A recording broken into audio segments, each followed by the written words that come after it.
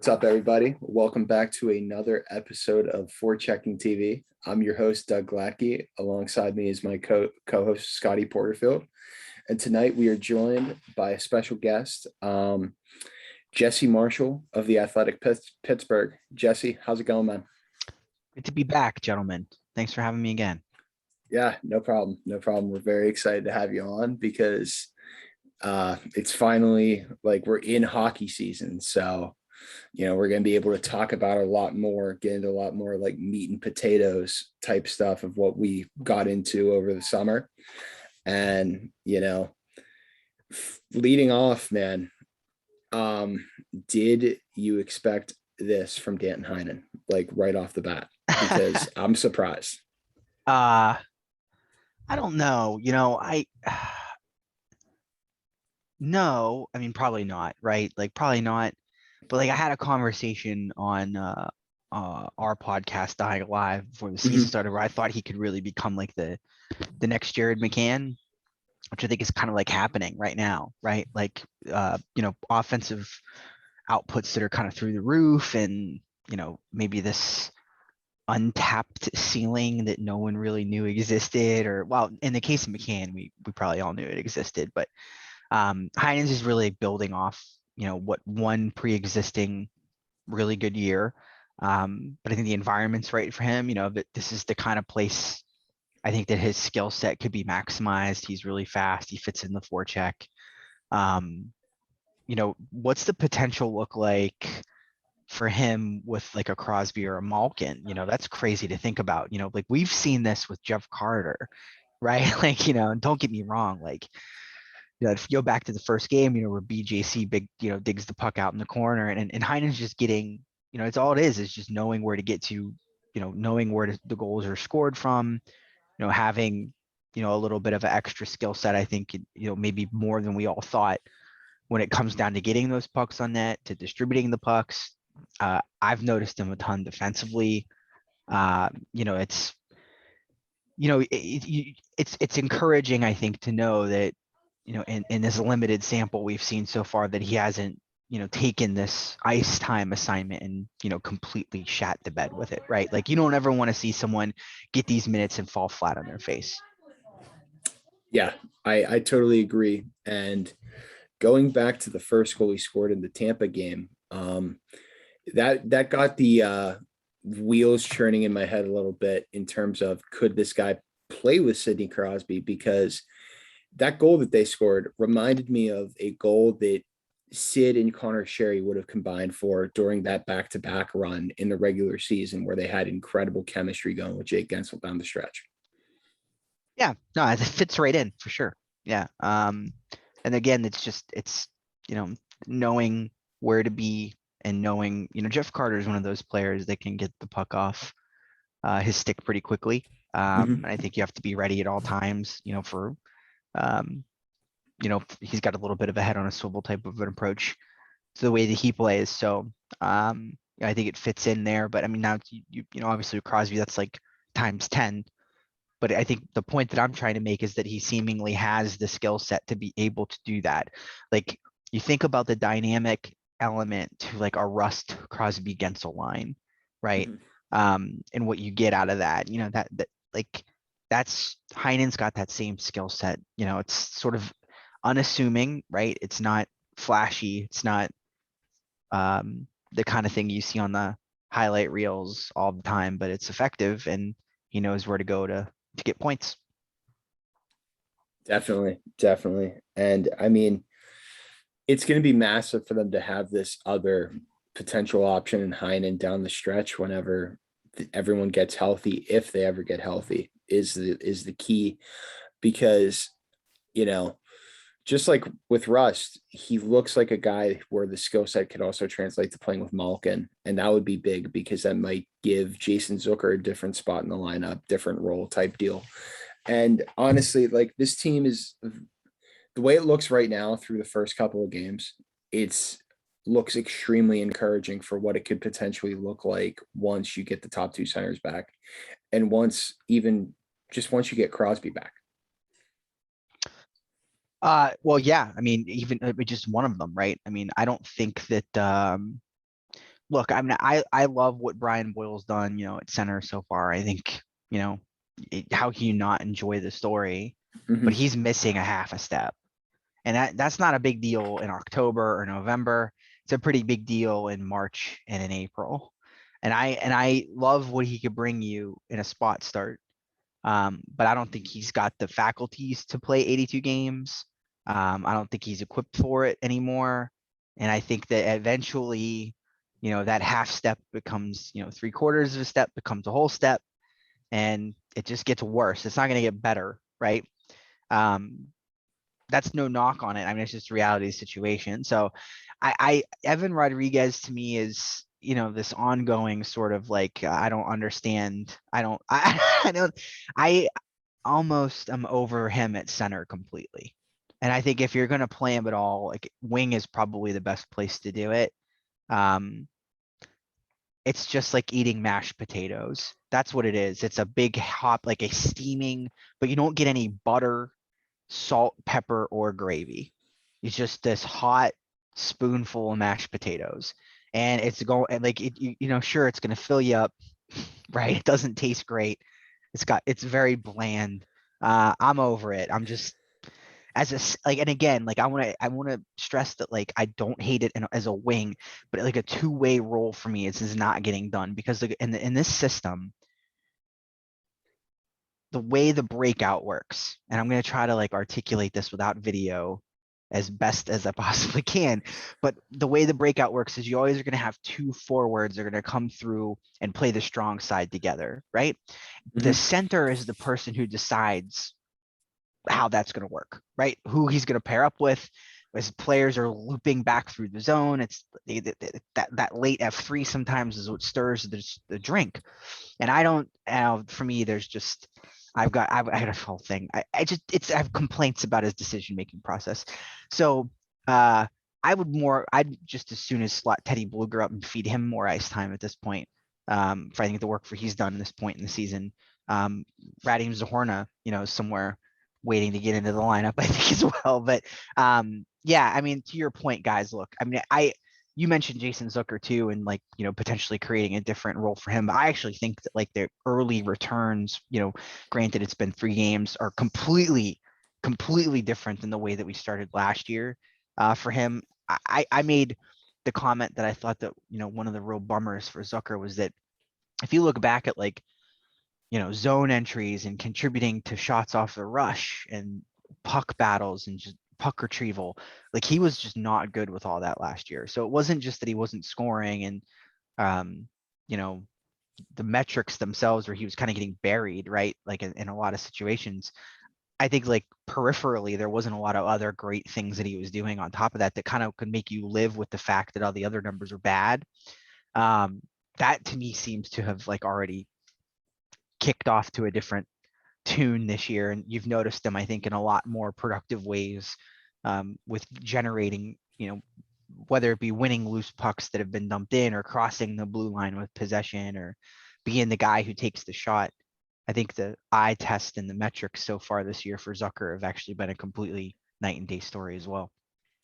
Yeah, Well, I definitely agree. Go ahead. sorry, sorry to cut you off there, Dougie, but I will admit, Jesse, I did not expect to get the comparison between Evan Rodriguez and mashed potatoes. That was Yeah, pretty. it's just not. I don't, man. I'll give you that one. That's one of the And most. people hate on me because like, I don't hate on me, but like I somehow, get memed with Dominic Simone a lot. Like, like I have my defenses of the guy, but he is what he is, right? Like he is what he is. Like Evan Rodriguez for me is like not even at the like there's just no buoying. Like I think the one thing with Dominic Simone is like you put him somewhere and then all of a sudden all the players on there, like they have more shots, they have more scoring chances. And whether or not he's responsible for that, maybe I don't know. We can have a debate about that till we're blue in the face.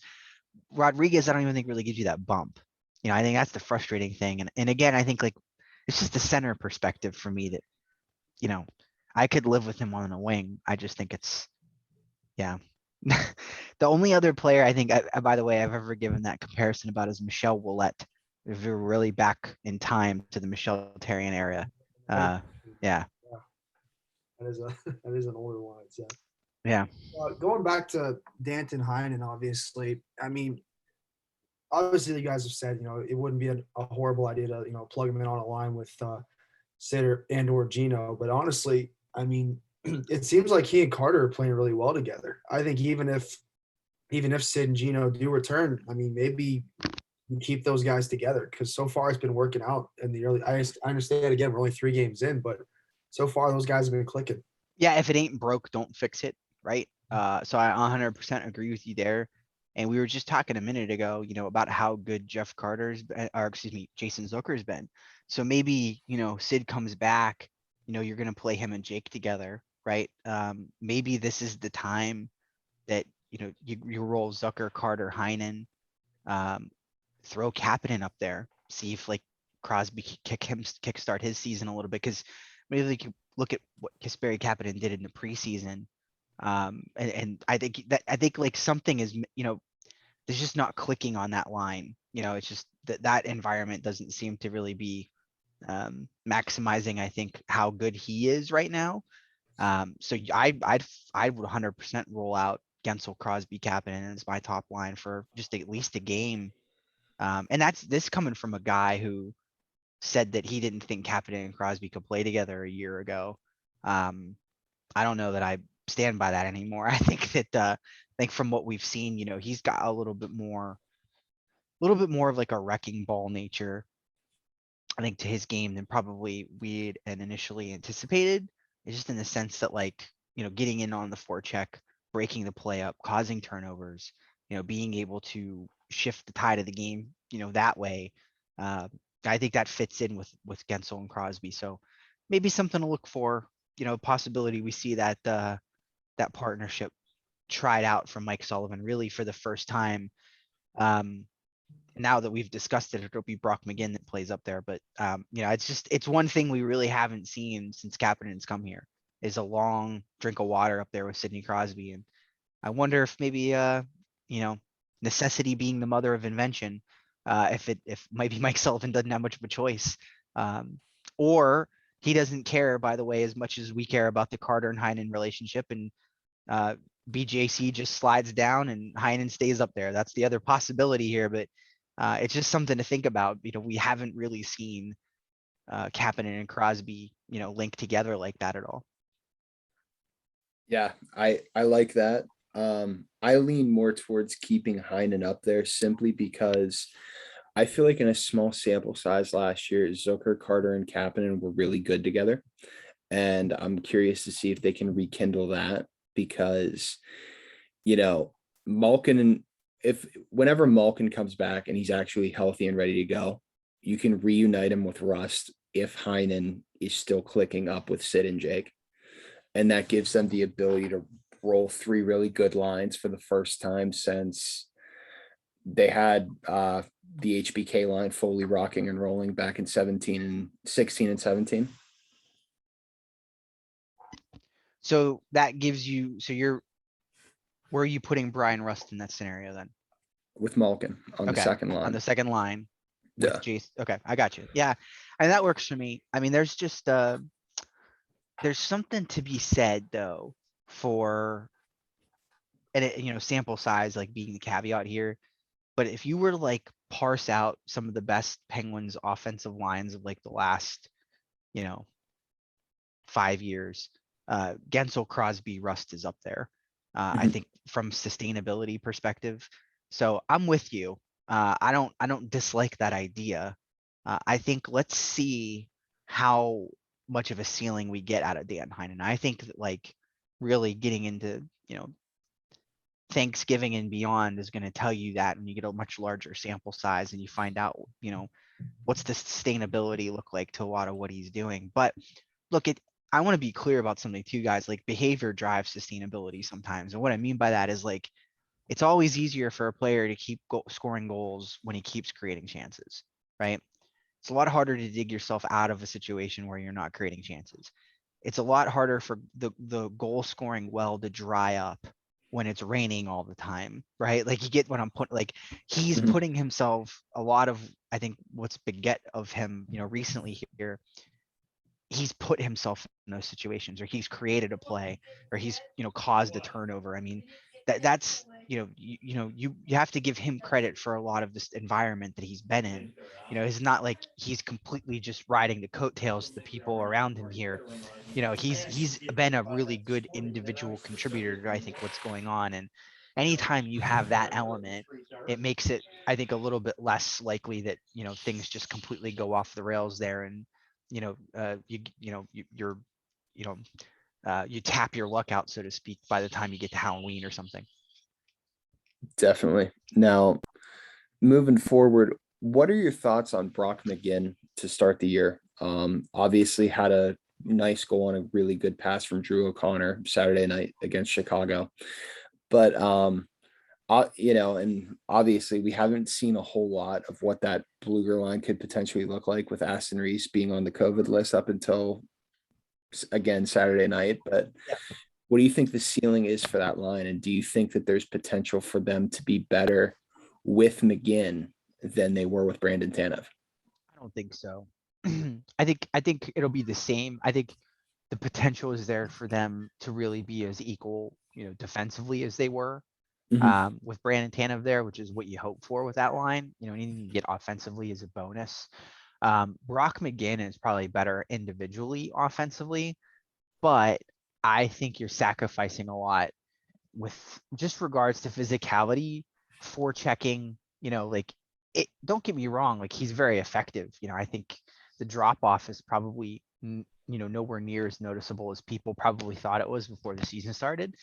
But for me, it's just the means to it, Doug, like how they go about their business is so different, right? Totally different. So I think the results will probably be similar. That is largely, I think, driven by like Bluger and Aston Reese being so good defensively that you could probably put like one of us out there and it wouldn't be that huge of a drop off for them. And Bluger especially, he had the experience of captaining his home country in the off season, right? And wearing the C. You had, I think he came back looking slimmer and faster this year. Maybe a little bit more mass in terms of muscle as well. Like you said, I haven't really had a chance to see Zach Aston Reese yet because of the protocols. But I love that line. Like I think you're doing pretty well. I think with the three of them together, McGinn's always been a decent player defensively. And I think now he has the opportunity to elevate that a little bit, playing with two guys who are truly, in the top 10th percentile of the National Hockey League with their defensive outputs every single year. He maybe doesn't give you that necessarily, but neither did Brandon Tanev before he came to Pittsburgh either. So, I think that it's a partnership that sort of lends itself to, elevating the defensive performance of everyone around it. And I think you've already seen it. Maybe he doesn't go in like Tanev did, like a missile, and launch himself, 100 miles an hour without any regard for his own well-being. But he could still take your angle away. He can still get in there, and he has a very active stick. So you'll see him get on the forecheck and make defensemen uncomfortable. And he's not physical. He's not doing it because he's hitting you. He's doing it because, he's fast. He's got good closing speed. And he's kind of like, he's on top of you out of nowhere in a hurry. And that is just as effective, I think, as being outright physical and, coming at somebody 100 miles an hour and blasting them. If you can take their lane away and just make them, a little bit uncomfortable, sometimes that's all really is necessary, to get a turnover. And that's I think really sort of been the story of McGinn so far. Okay. I like that. Another guy we haven't really touched on yet, obviously just pretty briefly, but Dominic Simone looks completely different than what he did the last time he was here, at least from an eye test perspective. Do you think that he should still draw in the lineup whenever the team's fully healthy? Like, is there a spot for him? Yeah. I mean, I think so, right? It's a one-way it's a two-way deal though, excuse me. So if you don't need him and he clears waivers and goes down and plays for you somewhere else in the American Hockey League, it's, save money. I I don't know. I just, yeah, it's crazy to me that he's like I said, such a lightning rod of a player. And I get it. Like, I think the question I always like, what I ask people when it comes to Dominic Simone is like, do you care who scores the goals? Like, that's a question I always ask. Does it matter to you who scores? If the answer to the question is yes, it matters to me that he individually scores goals, you probably aren't going to be happy with his performance. If the answer is no, it doesn't matter to me that it's him scoring. It matters to me that the team is scoring more. You probably love him because everywhere he goes, players end up, I mentioned earlier, they end up with more scoring chances. They end up with more looks at the net. He is the kind of player that, from a micro stats perspective, creates things and works pucks out of jams and gets them onto sticks of talented players and doesn't finish. Like, okay, like we get it. Like, but does it matter if he misses 3 wide open nets, right? But the line as a whole scores 7 more goals, even with his whiffs. Do you care that much about those whiffs No. anymore? You know, like it's being, for me, and I don't say this like it's not a knock on anybody's hockey knowledge. It's not everybody enjoys game. It's just, for me, it's not being able to see the forest for the trees. For me, it's like cutting off your nose to spite your face and saying like, this line could score 10 more goals, but because this player is going to miss and whiff on 3, I don't want it. It's like, come on, man. Like, sure, it's frustrating to see him not be able to finish, but like if you're tangibly walking out, it's just it's like turning, if your friend came over to your house with a 6-pack and being like, I don't want that free beer. Like, I don't want it. Like, all right, cool. Like, I'll take it. Like, like, I don't, it's just, that's the way I've always viewed it, guys. Sure, it's maddening sometimes, and there's certain opportunities that come his way, especially when he plays with Crosby. Always seems to put the puck on somebody's stick out of nowhere. You always end up with a situation where you're like, man, I could have finished that one. But there's all like, it's the sum. Over time, you start to realize like, man, like, there's more chances here than there were before. There's more shots here than there were before. Like, what's going on? I don't know why it didn't work in Calgary. I didn't pay too close attention to them last year to be able to comment on it. But hey, so far so good. And, I think if anything is for sure, Mike Sullivan has a lot of faith in his ability to go out and execute the system well. And for that reason alone, I think you're probably likely to see him stay in the lineup. Yeah. And my crazy idea about it, and I've talked about this with Scotty and I've talked about it on the podcast before, is when the team is fully healthy and ready to go, I don't think I would hate him being the third wheel on that Aston Reese Blueger line, because he has good defensive zone impacts. He plays the role, he knows the system, and it gives Brock McGinn an opportunity to play higher up in the top 9. Yeah, I don't hate that either. I'm trying to think back to, I don't remember anything stand out from like Simone's defensive results from his last time here, but I wouldn't hate it. No, from a skill set perspective, I think it certainly works. Yeah. Okay. I don't know if you guys will agree with this or not, but like, I feel like there were other players on the Penguins who traditionally like were maybe like not the greatest finishers, but elevated the game of like people around them that got way less hate. Like, Ruslan Fedotenko was not traditionally a very good finisher. Like, he had stony hands a little bit, like, let's be honest. But like, we don't think back to Fedotenko's time and be like, man, what a frustrating player. Like, I don't know. I know I'm comparing Dominic Simone to Ruslan Fedotenko, and that's stupid, but it's just, to me, I feel like people are like really kind of unkind to Simone. I feel like he's like somehow or another like earned this like gross amount of public distrust for reasons I just don't understand. So anyway, Yeah. that's it. Yeah, I feel the same way with Marcus Pettersson, where I feel like almost every time I open Twitter or look at something, somebody is trying to run that dude out of town, and it's like, Yeah. he's like one of the few defensemen you have that actually plays well with John Marino. Like you have to try and keep that guy at all costs, in my This is one opinion. of the few defensemen you have that actually plays defense. Yes. Probably start there. Yes. It's a big deal.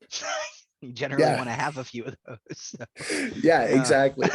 You yeah. know, and honestly, like, it's a shame that Mike Matheson got banged up to start the year, but in the back of my mind, I was like cheering, like, thank God they get to keep Pedersen and Marino together. And if you saw the lines today during practice, it looks like they're going to keep that together at Yeah, least for right it now, looks like which for is now. massive. Yeah, Matheson and Ruhwedel look to be the move, at least for today. So we'll see Yeah. if that sticks. Yeah, and I mean, I don't really think that that line can be bad. I feel like the drop off between Cody Cece and Chatter Weedle isn't that different, and as it isn't that big of a drop off. So I feel like we could get similar results from Matheson from what we got last year. No, Ruhwedel I think has been totally fine. And in some cases, I think even better than necessary. Mhm. Yeah, that's sort of the story of his career, man. Like, I don't, you always kind of give him that number 6 deployment, really comfortably. You don't have to really uh, you know, babysit him necessarily, or like, keep a super close eye on every single thing he does. It sort of works out. So, um, yeah, no, I'm completely pleased with what I've seen from him so far. And we'll see what Matheson has in the tank. Definitely, definitely.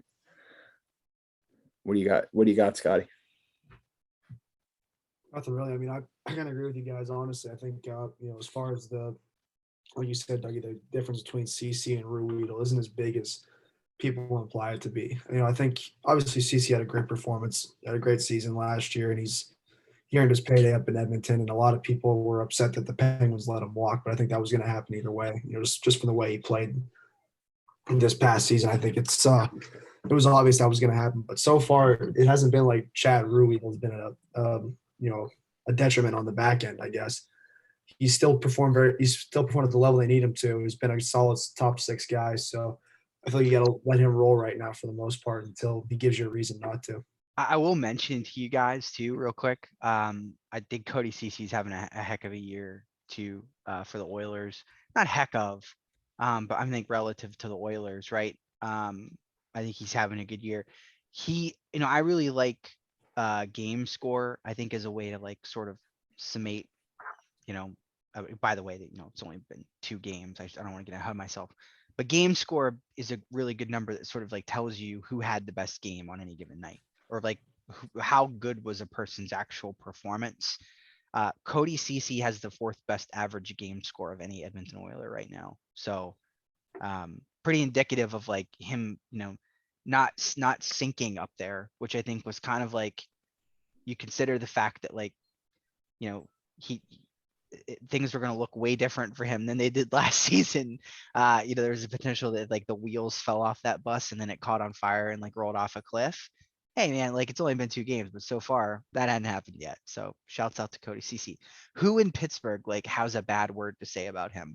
Like dude came in on a 1-year deal, with the necessity that he was basically playing for his career, and knocked it out of the park.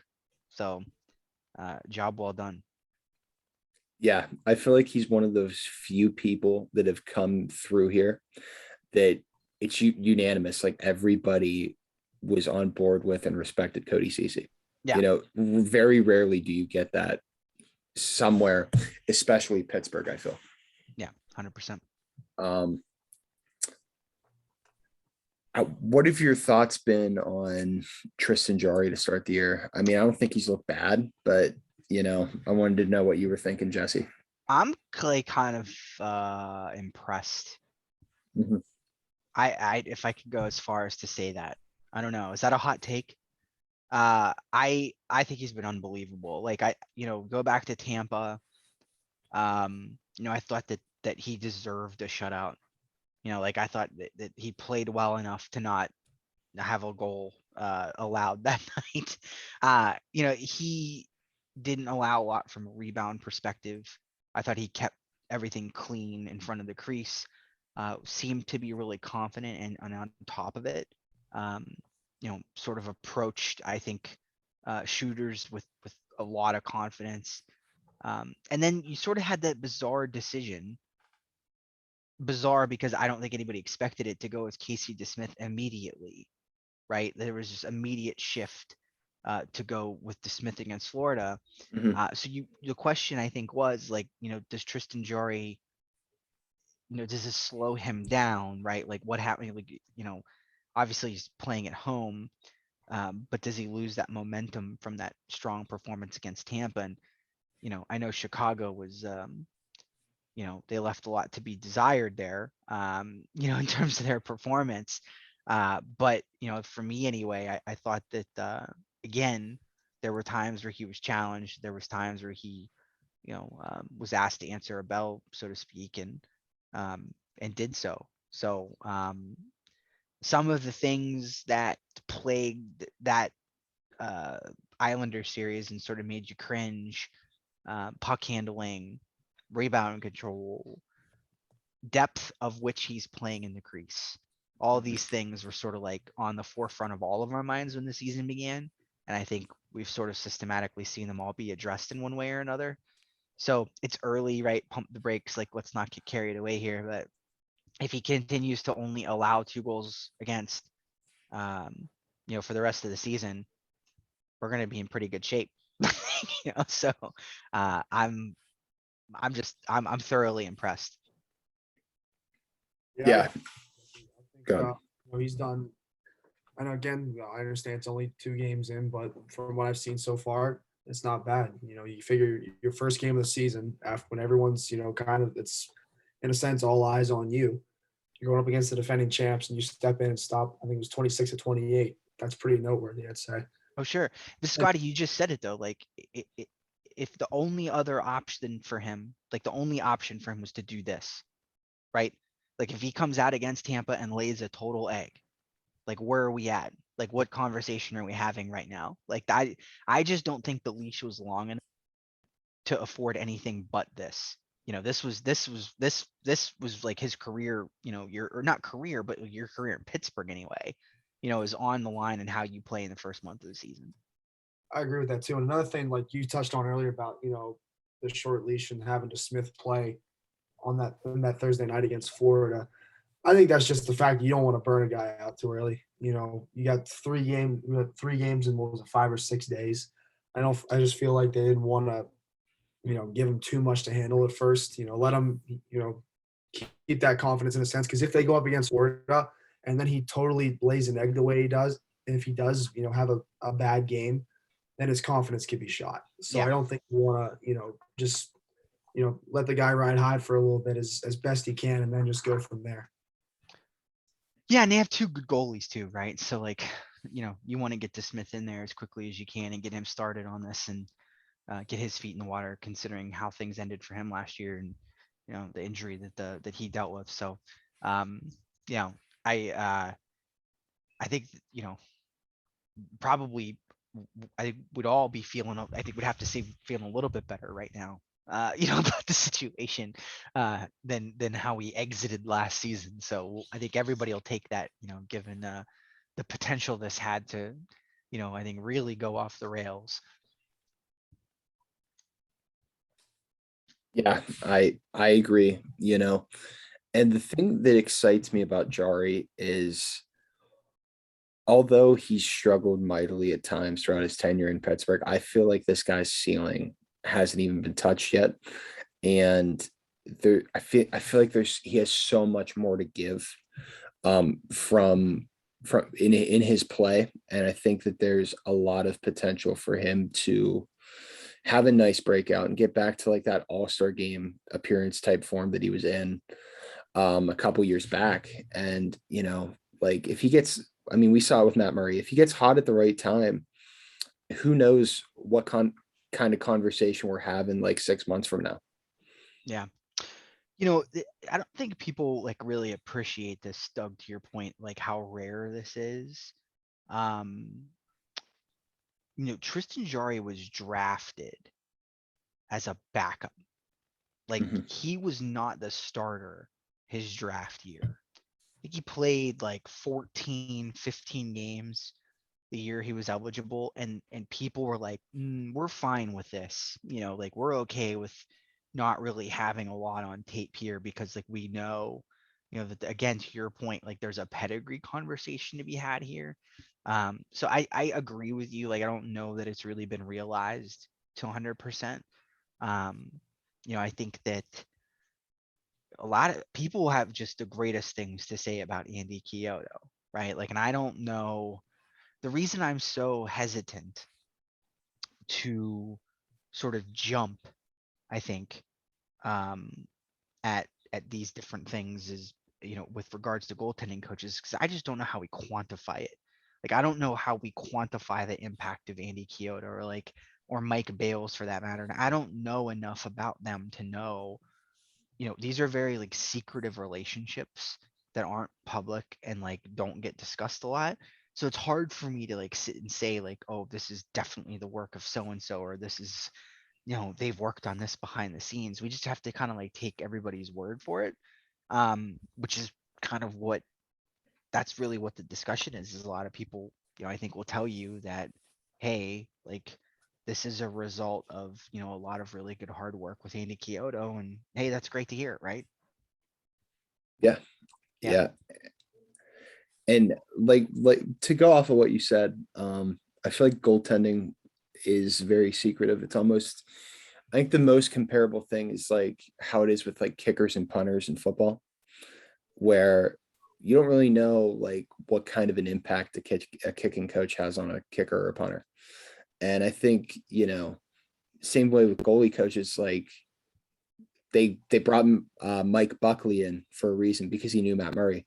I feel like it's like most of the time you end up getting a goalie coach job because you've been working with that player for however long now, and it's almost like you're just like an individual coach, like you're like a skills coach in a sense. Sure. Yeah. No, agree with that. And there was a lot of so Tristan Jari and I believe it was Laurent Brossois Mhm. um went to the same academy together. And dating way back, all the way to their time in Edmonton, playing for the Oil Kings. And I think, you know, that camp was very unique in how they train their goalies. So when you kind of send these two kids off into the wild, right? And you're, giving them to NHL franchises, is it possible to continue that path of training and coaching, um, but simultaneously like having someone else facilitate it? Like, or can you just totally change philosophy in the middle of a goalie's career? I don't know the answer to those questions. Like you said, it's very secretive and it's voodoo like. But I think with Jari noting that he came from a very unique situation, it's maybe finding the sort of Goldilocks porridge, so to speak, is something that takes a little bit longer. That makes a lot of sense. And you know, with goalies, like obviously to play off what you said, it seems like goalies they what I'm trying to say is a goalie isn't going to develop overnight. Some goalies may not develop until they're in their late 20s. Um, Oh, for like sure, look at Doug. Look at what's going to happen this year with Spencer Knight. I yeah. mean, that's probably like your number one test case. I think for like what could potentially go wrong. You know what I mean? Um, that and like Spencer Knight is very good. Arguably the best goalie prospect we've seen come to the league in quite some time. Mhm. But he's young, the big role. We know the performance that Chris Driedger had to put up last year down there in order Yeah. to get that team into the postseason. So now you're asking Spencer Knight to do that. Like, whoa, like that's a big ask. I think it is. And look around at Carter Hart. Like look at Carter Hart's debut performance this season following up a year where the wheels completely fell off the car for him. Not an encouraging not an encouraging start to a new campaign. So it's a completely difficult position. And I don't know, I'm normally the kind of person that is play all your good young players all the time. But I think when it comes to goalies, I just want to you should send them underground, actually, not even bring them above the earth until they're 25 years old. And then at that point, you can bring them out into sunlight and actually get them into games somewhere. Because otherwise you're just risking a complete destruction of their development because the wind blew the wrong way and lightning crashed in Texas. And then, your goalie, suddenly has 3 years of a sub 900 save percentage. So, yeah, that's how it works. Yeah, and go back to what you said real quick there, Dougie, about guys just get developing later on. That's in some cases. Perfect example of that's Jack Campbell in Toronto. Yeah, Yeah. Look at him right now, man. How close was that guy to not even making it? They can't even take him out. They tried taking Jack Campbell out of a game for 5 minutes this year, and they had to put him right back in. Yeah, exactly. That guy's done such a complete turnaround. How can you not be happy for him? So it's great to see him finally getting it together too. Yeah, another good young one to keep an eye on too this year. I think it's this Peterson kid in Los Angeles that just took over for Jonathan Quick too. He's got a little bit of a unassuming Matt Murray vibe as a compliment. That's a really good comparison. I like that a lot. Yeah. Anyway. Yeah, that's real good stuff. And what I was going to say, to bounce off what Scotty said, Tim Thomas, look at how old he was. Oh, sure. Marty Turco broke the goals against average record in the NHL at age 28. Yep. It's no overnight thing. And I like that they're sticking with Tristan Jarry because I've always had this vision where, at least recently, where he could go on a crazy run. They could take him to a cup. I think that could be in our future because this team reminds me so much of the team that won it in 2016. Lots of uncertainty going into the year. And they just go and blow it right out of the water. The depth pieces are there. The young guys are there. I think they're about to get a decent crop of talent up from Wilkes-Barre at some point in the next year to year and a half that's going to help them so much through the next couple of years of Sid and Gino. Yeah, it's encouraging. I think that you're probably partially bummed that, one of them didn't come in and just light the city ablaze and, score 9,000 goals in training camp to make the team. But Drew O'Connor, here's a fun factoid for you. I mentioned earlier, I love game score because it takes all the things that happen in a game and just spits out one handy dandy number weighted for all the important things that you do in a hockey game. Drew O'Connor is the top average game scorer for the Penguins through the early portion of the season. Really impressive. And that takes into account miscellaneous micro performances, right? Dumping pucks in, getting retrievals, zone entries, all that good stuff.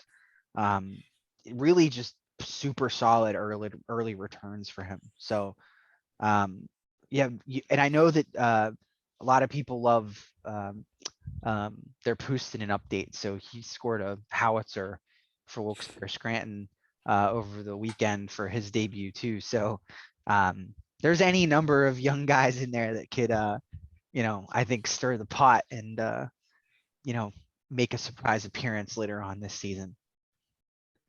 Yeah. And honestly, just dating back from the start of this podcast, I'm a really big Drew O'Connor guy. I've always been a Drew O'Connor truther in a sense.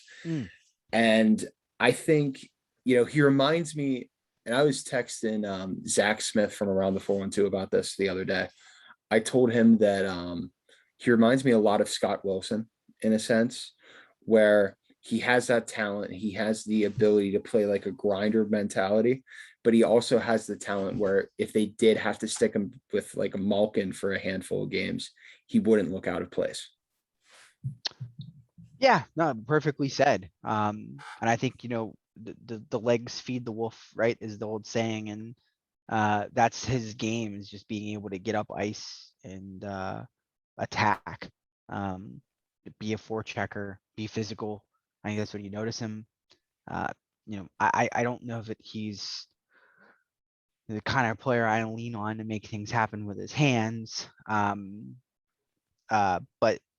again, it's a Dupuis conversation with Crosby, right? Like, I think that he's got enough of a wrecking ball sort of mentality and approach to things that it's not a huge there's no the drop off really isn't terrible there.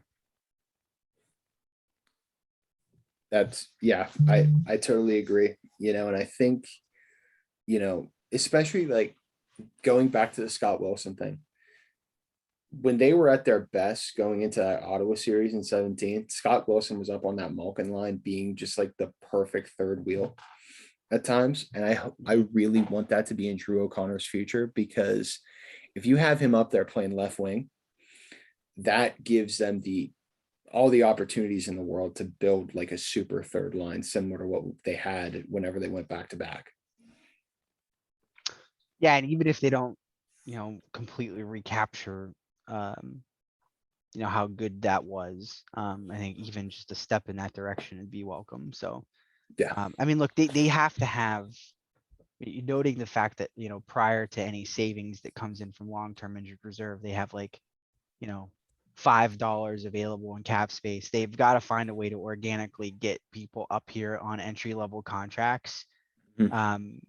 and get a performance out of them. I mean, that's going to be the best way they're going to stay competitive in the twilight of all this, I think. Honestly, is going to be, maximizing those situations. So Definitely. Scotty, do you have anything else? I think we got everything covered for the most part. So yeah, been an interesting 3 games to start the season, obviously. And the one thing I do want to say also, because I know a lot of people were bummed out about the loss against Florida. If you'd have told me heading into those 2 games down in Florida that we were going to get 3 points out of that, you'd have taken that in a heartbeat. Oh, for sure. Exactly. And here's the thing I'll tell people too about the Florida game is it's difficult for me to even really put this an analysis to it, because it was just so much an officiating crap show, right? Mhm. Like you had, I think the officials just way too involved with what were going on in that game. It was weird. It didn't make any sense. So it was just one of those ones for me. It was like, man, like it's hard to even grade that, like they came in, they got a point, and it was great. Let's move it on. And they took care of their business against Chicago. So yeah, I'm with you. I mean, to do it to get that level of result early in the year with your back, sort of against it in every way, you'll take that every time. And also one more thing that I want to add on to, is it crazy to think that Marc-Andre Fleury's potential last game in Pittsburgh was him getting pulled 12 minutes into the game? Disappointing. What a bummer. Yeah. Yep. That's just what an ugly situation that whole team is right now. I don't know, man. That's just yeah, we'll find out. I don't know. This keeps up though. I said on Twitter, like, you're gonna be making Marc-Andre Fleury miss the days of like Joseph Millikar and Dan Folk. Yeah, Big definitely. Dan. Big Dan. That's wild. All right. Jesse, you have anything else you want to plug? Like, you have anything coming up? Big Yeah, story this week piece wise? actually, we're gonna continue the Danton Heinen Hype Fest with a little video breakdown of some of the stuff he's been up to through these first couple of games. So yeah, big Danton Heinen Hype Fest coming out on probably Thursday. Awesome. We love to hear that. Well, Jesse, thank you so much for coming on. We really appreciate it.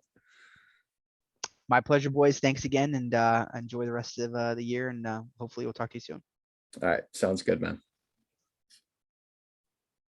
All right. So this has been another episode of Forechecking TV. Be sure to follow us on Twitter at Forechecking TV.